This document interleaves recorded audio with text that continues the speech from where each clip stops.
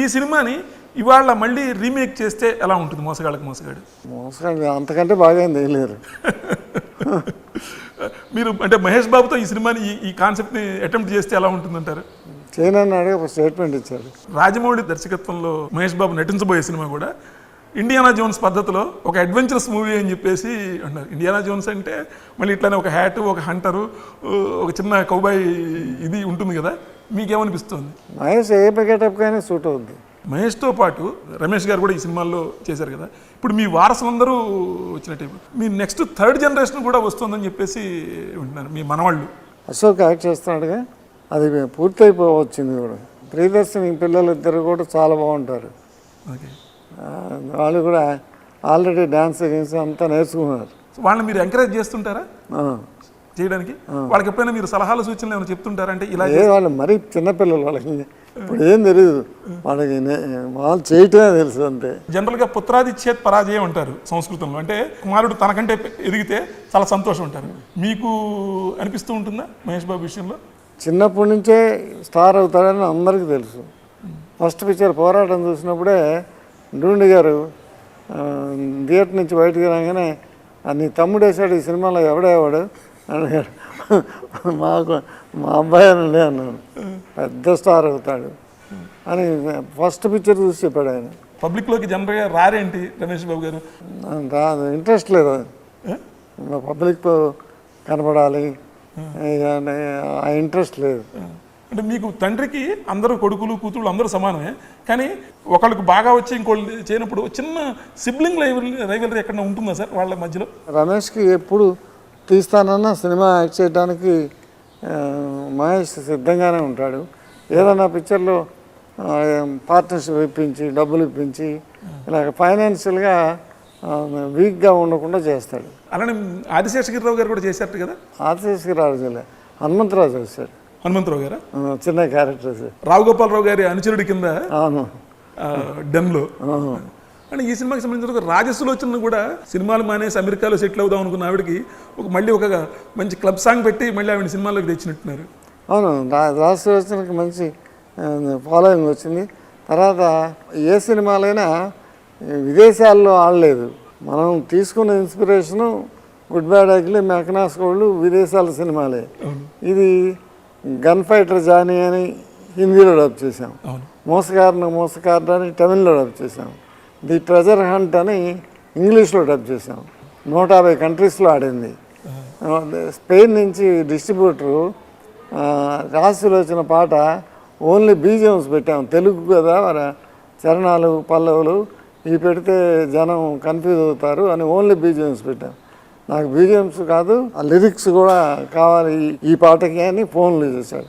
ఎలా మీకు ఎట్లా ఏమర్థం అవుతుందంటే ఏం అర్థం అయిపోయా, జిప్సీ కన్యలాగా ఉంది గెటప్ డ్రెస్సు, ఇదేదో జిప్సీ లాంగ్వేజ్ అనుకుంటారు అని అతను అడిగితే మామూలుగా తర్వాత అవి కూడా యాడ్ చేసి పంపాం. మీ మామ కోడళ్ళ మధ్య అనుబంధం ఎలా ఉంటుంది సార్? అది ఇప్పుడు ఇంటికి వచ్చినా కూతురులాగానే కలిసిపోతుంది అందరితో. ఓకే, మంజుల వీళ్ళందరితో కలిసిపోతుంది. ఓకే, నిర్మల్ గారు కూడా అంటే విజయనిర్మల్ గారు కూడా దూరమై దాదాపుగా 2 ఏళ్ళు అవుతుంది కదా.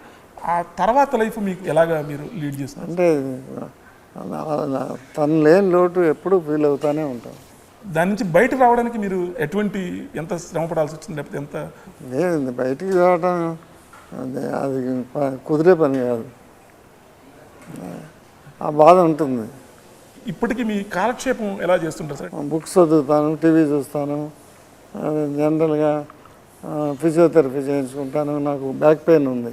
ఓకే, అలా టైం స్పెండింగ్ పెద్ద ప్రాబ్లం ఏం లేదు. ఇప్పటి రాజకీయాల గురించి ఏమనుకుంటారు సార్ మీరు? అసలు ఆలోచనే లేదు. కానీ మీరు ఎప్పుడైనా రాజకీయాల్లోకి వెళ్ళడాన్ని మీరు ఎప్పుడైనా రాజకీయాల్లోకి వెళ్లకుండా ఉండాల్సింది, ఎందుకంటే మీరు వెళ్ళినందువల్ల ఒక వర్గం కింద మిమ్మల్ని ముద్ర వేయడంతో ఒక సెక్షన్ ఆఫ్ పీపుల్ని మీరు దూరం అయి ఉండొచ్చు కదా?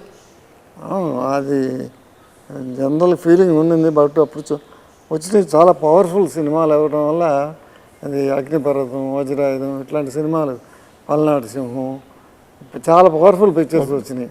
అందువల్ల అది కెరీర్కి ఏం ఎఫెక్ట్ అవ్వలేదు.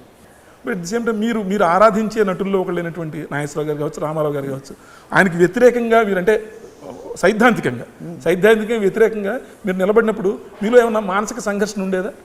ఏం లేదు, ఆయన కనిపించినప్పుడు మాట్లాడుతూనే ఉండేవాడు. మనం కాంగ్రెస్లో ఉన్నా ఎదురు పడితే మాట్లాడుతూనే ఉండేవాడు ఎక్కువగా.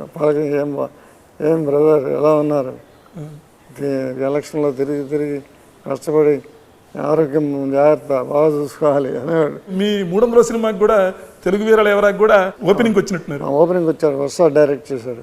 మీరు కొన్ని పొలిటికల్ సినిమాలు కూడా తీశారు. నా పిలిపే ప్రభంజనం కావచ్చు, అంటే ప్రభాకర్ రెడ్డి గారు కొంత ఇదిగా ఉండి ముఖ్యమంత్రి కావచ్చు. ఎటువంటి పరిస్థితుల్లో మీరు ఎటువంటి సినిమాలు తీయాల్సి వచ్చింది అప్పుడు ఆ రోజుల్లో? మనం ఒక్క నాపిలిపై ప్రపంచమే తీసాం, మిగతా అన్ని ప్రభాకర్ రెడ్డి గారు తీశారు.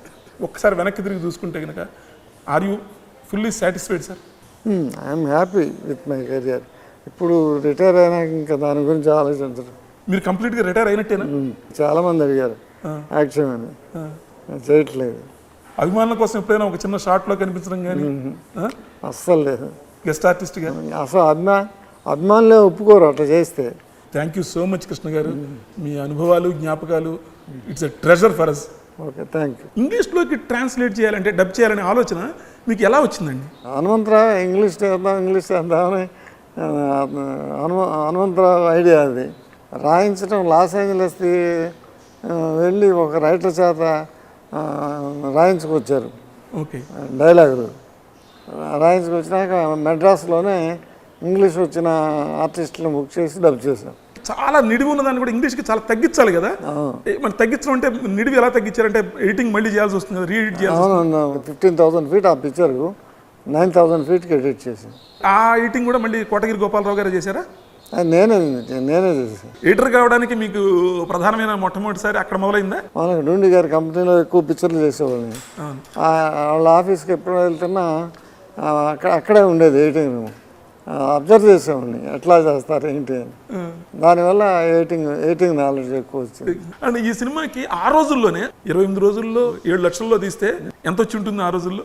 ఈ సినిమా దగ్గర 40 lakhs కలెక్ట్ చేసింది. బ్యానర్ నిలబడిపోవడానికి కారణం మోసగాళ్ళు